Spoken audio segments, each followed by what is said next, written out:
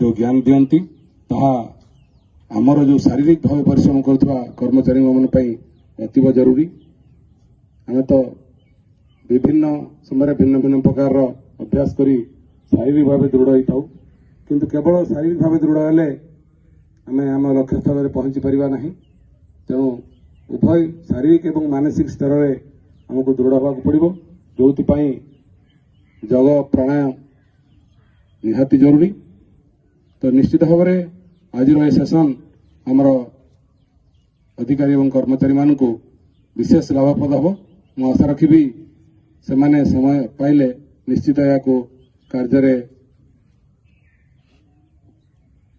प्रदर्शन करेंगे निजे अभ्यास करेंगे जहाँफल निश्चित भाव में से माने मानसिक भाव शारीरिक भाव जमी दृढ़ अच्छा मानसिक भाव सेमती दृढ़ रे एवं निजर कर्म को सफलता सहित उभय शारीरिक और मानसिक दक्षता एवं कारण से निजर काम को सुचारू रूप संपादन करेंगे। मंजुमान आमर अनुरोध रक्षा करी भिन्न भिन्न समय आसिक आमर प्रशिक्षार्थी मान योग प्राणायाम गुड़ ज्ञान दे था। यह तृतीय गस्त आमर ये प्रशिक्षण प्रतिष्ठान तरफ बहुत बहुत धन्यवाद देवी।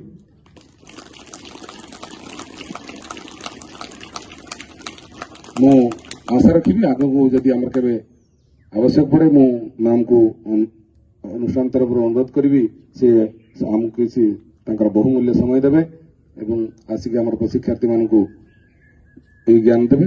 मुझे कही रखुची ये जो प्रशिक्षार्थी आपण मान सामने अच्छा ये केवल ये ट्रेनिंग गोटे मसर ट्रेनिंग आसचंती एवं किसी दिन पर आप जब आसवे आम थे डाकू से हुए तो एम नथिव अन्य कर्मचारी सब थी। तेणु भिन्न भिन्न समय जिते तीन थर जो मैडम आसे नुआ मुह सब देखा पाथे। तो जहाँ भी होना कहीं जो सेसन रे जो ज्ञान दौरान आमर अधिकारी कर्मचारी माने ताकू अति मन रखिए और निजर दैनंदिन जीवन में काम रखा चेष्टा करेंगे। आज अल्प समय पाई मुकुंद साहूजी जो नुआ ज्ञान आम गोटे देले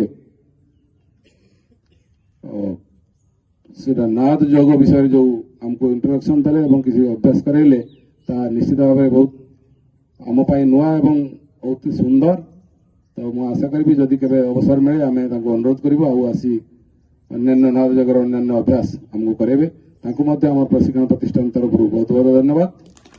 जो मैंने ये जग सेसन को पूरा करने उभय सहित सहयोग करते सहित आसते विभिन्न कार्यक्रम सहयोग करते से बहुत धन्यवाद देवी। जो आमर बाबा अच्छा बाबा बहुत समय आम अनुष्ठान को आसती ये जो ग्रीनरी परिवेश अच्छी केवल देखुंत बाबांकर ए भूमिका अतुलनीय।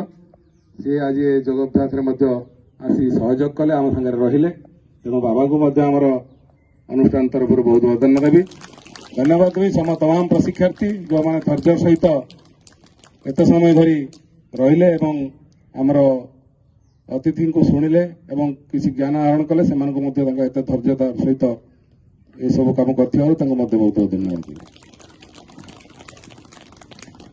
मैडम को अनुरोध करी से किसी आमर प्रशिक्षार्थी बहुत बहुत धन्यवाद।